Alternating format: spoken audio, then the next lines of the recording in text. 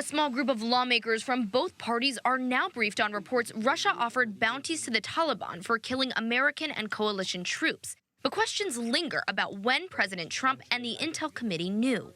I would say that I left the briefing with far more questions than perhaps I even arrived with. A small group of House Democrats, including former CIA officer Abigail Spanberger and Majority Leader Steny Hoyer, were briefed at the White House, but they indicated the briefing was not led by Intel personnel.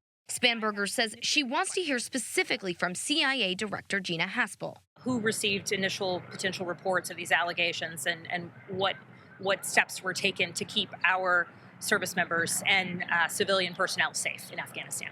Back on Capitol Hill, other members are still waiting for a full congressional briefing, something Speaker Pelosi requested Monday morning. I think the biggest thing that we need to know right now is exactly what's happened, who knew what, when, those kind of things. President Trump was briefed on the matter in his briefing books from February, but on Tuesday afternoon, he maintains he wasn't initially informed of this intelligence, even though the information was shared with commanders on the ground and American allies. Republican Congressman Adam Kinzinger, a veteran who was briefed yesterday with a small group of House Republicans, says he understands why others may have been told, but the president wasn't. It's basically like, hey, we have indications this may be happening. Be aware, be prepared.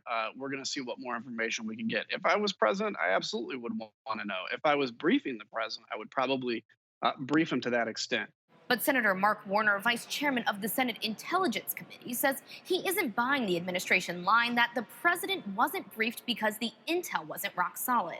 Intelligence comes from a variety of sources, and then our intelligence leadership weighs what I get reported. The idea that you've got, slam dunk certified pictures on every event is just not how the intelligence community works. And again, I think this is a serious issue, and I think we need to hold Russia accountable.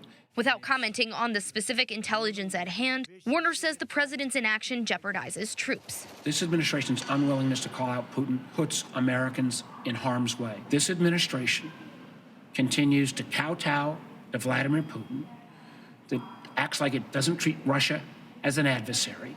And clearly, from these reports and things we see virtually every day. Members of both parties, though, say should the reports turn out to be true, significant action should be taken. It would be my hope that the White House would be considering very, very strong repercussions for the Russian government, and certainly not aligning ourselves with Vladimir Putin, certainly not welcoming him. If in fact that's true, then I'm sure there'll be a lot of calls for, additional sanctions, getting it, tough. That's simply something that we or our allies can't tolerate. In Washington, Alex Miller, Newsy.